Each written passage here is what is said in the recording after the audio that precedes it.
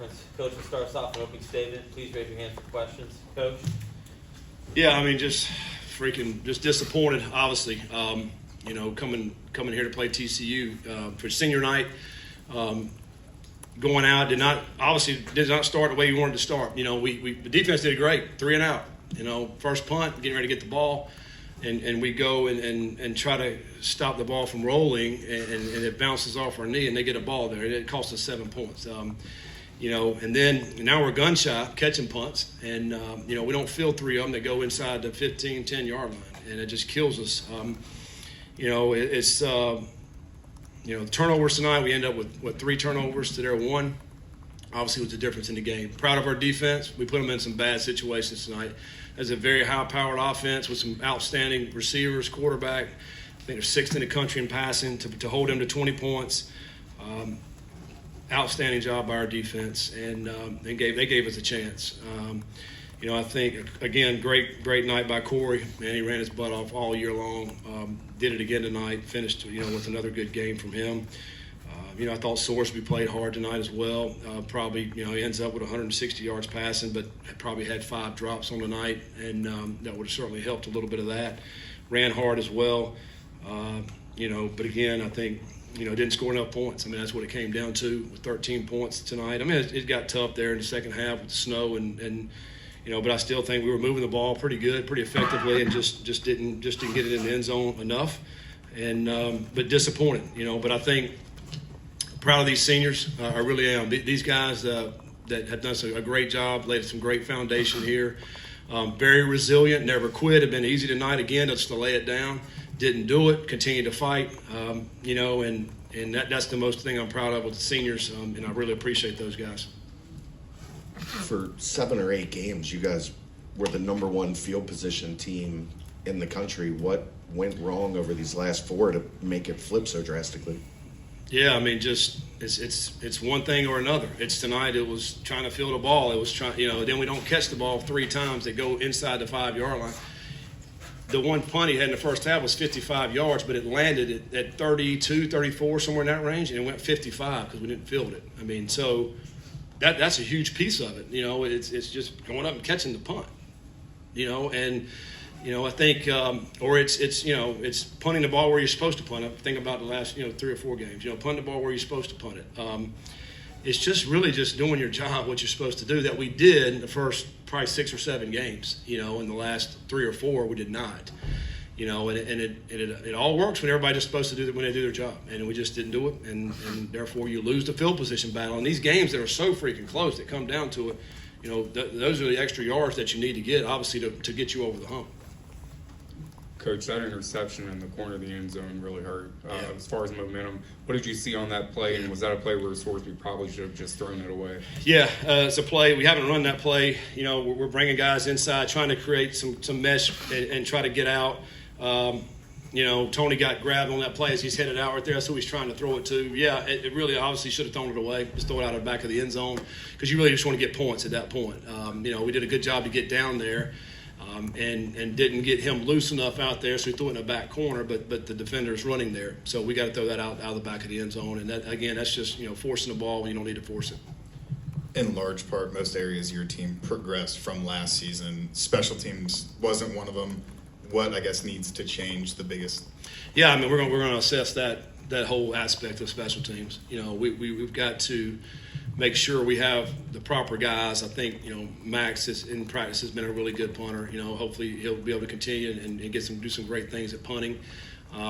Go figure out, in the kicking, as far as kicker goes, who we need to get for that, because it's such a valuable commodity to have a great kicker. Knock down some field goals, as we know. You think about 2 games coming to mind, Pitt and Texas Tech this year, just to be able to knock those down. And then also, as you look at, all right, who's going to be the returners? I think that's huge. We're not a threat this year really in the return game because, we never got anybody going in that. So we got to do a great job with that. Really comes down to some personnel, but then also really evaluate what are we doing. Like, what are we doing? How can we get better? How can we get better in the kicking game? Because we're not far off, man. I mean, we're not far off. We're 5-7. I know that's disappointing. Everybody hates it. I hate it. It sucks. We're not that far off. I mean, again, if you just a couple of plays, there's a couple of things we do right in the kicking game or turnovers, we all looking at that thing. It's a lot different. And so yeah, we're going to reevaluate. We'll reevaluate the whole program. We'll figure out what we got to do better. I mean, offense, defense, and kicking, but certainly kicking in the last 3 to 4 weeks, I think it's really amplified to where we need to get better at that. 8 wins in 2 seasons, Scott. Why should the fan base be confident in the direction of this program? Yeah, well, because we're trending up and we're going in the right direction. We played a lot of young players tonight. I look out on defense. Simeon's making tackles. Monte Whedon, Saints. These are all true freshmen that came in and had a huge impact on our team. And not only them, we played a bunch of freshmen across the board. Those guys are going to get better in the offseason. We feel like we got a great nucleus of guys coming back that really competed at a high level this year in the Big 12. The Big 12, as we all know, is an extremely competitive conference. I mean, everybody's got at least 2 losses in this league. Everybody's beating everybody up, and in order to win these games, you have to be very buttoned up.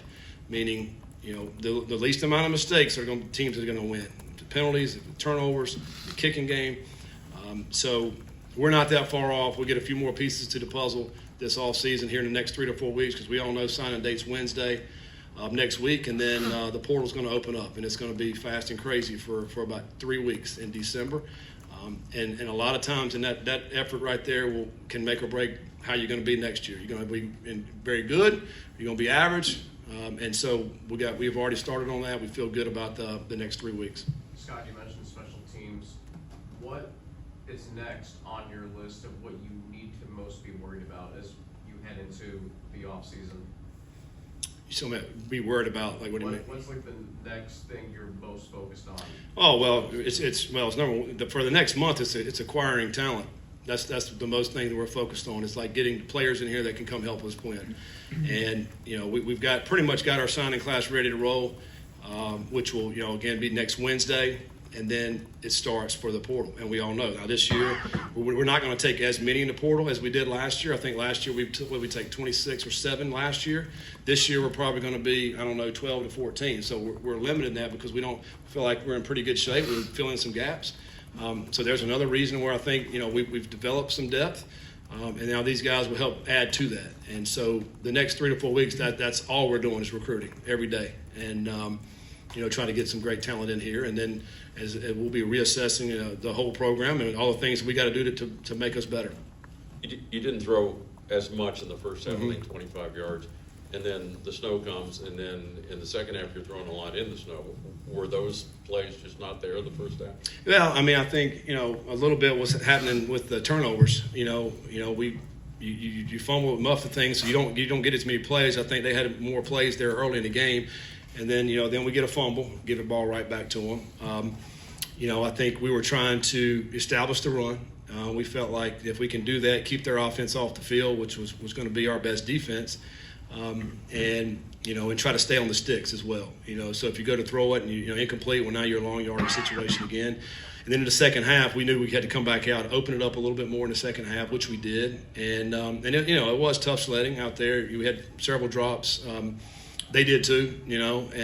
But I do think we were able to open it up a little bit more there with throwing the football in the second half, and got a little bit more comfortable with it. You've had seasons where you've had a lot of staff turnover in the offseason.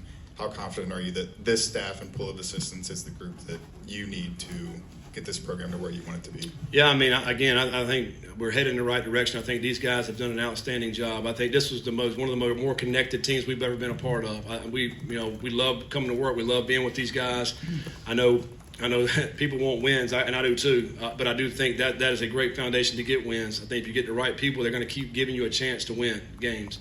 And I think our guys do an outstanding job. So we'll see where we're at. You'll see where we're at with it. Again, we're going to evaluate everything. Every personnel in our department we're going to evaluate. We'll sit down and look at every single one, every person, and decide what we want to do. And then also, how can we get better, like as an individual, each person. And I think that's what we have to do. And you do that every single year. So we're going to evaluate it all and see where we're at with it. I know this probably isn't at the top of your priority list right now, but there is a chance that you could get invited to a bowl game. Is that something you would accept if given the opportunity? Well, I said in the locker room to those guys, I wish we could keep going with these guys. We enjoy working with them. They bring it every day. And, So that, again, that'll be something we'll look at and evaluate. I have no idea where that's at with as far as how many teams win or didn't win today with that. But we'd certainly love to play some more ball, just like we like being around each other. We like competing. Towards the end of the game, there was a reset of the play clock. Yeah. It seemed there were a lot of conversations going on with referees during the timeouts. Was there some miscommunication happening with the referees towards the end Yes. of the game? Yes, it's unbelievable, actually. The clock, he said he was trying to reset the clock with the clock operator. He said he wasn't looking at him. And so when he finally looked at him, it was already down to 12 seconds. And so they reset it back up to 25. Well, the game clock's running. Well, now it goes to 2 minutes. They should have snapped the ball before the 2-minute warning, which would have saved us 40 more seconds. And he had no explanation. It happened earlier on a punt too, didn't it? When they delayed bringing their punt team in, they Yeah, I was wondering what happened on that. They didn't even give me an explanation on that one. But yeah, I know exactly what you're talking about. Yes, the clock was running. Yes. And they reset the clock. Yeah, but that's 40 more seconds. You think about having the ball. We had the ball at plus 45 at the end of the game. There, if we had 40 more seconds, we just came off the 5-yard line, so we just went 50 yards. 40 more seconds would have been awesome to have, and it really wasn't a good explanation. Scott, you mentioned last year that it was going to be an extremely difficult winter for your program. Yes.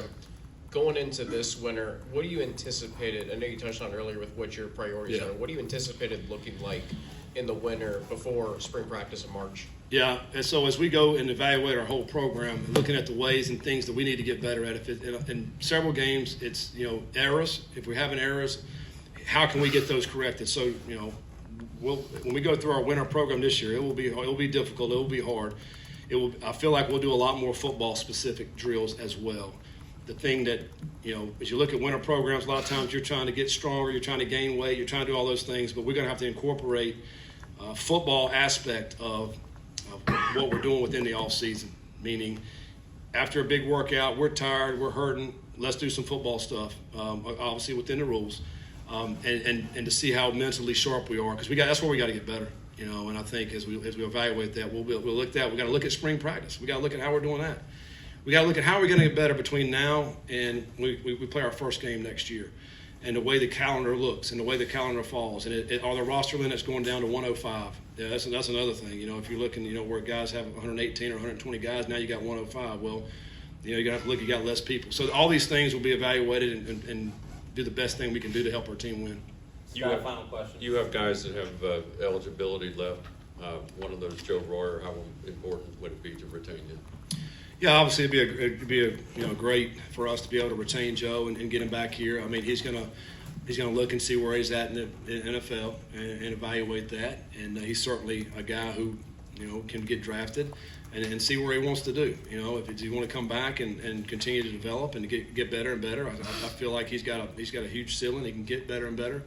But we know he's a talented player, and but hopefully he's coming back and we can make a good run at it next year. Thanks, Coach. All right, thank you guys. Appreciate it.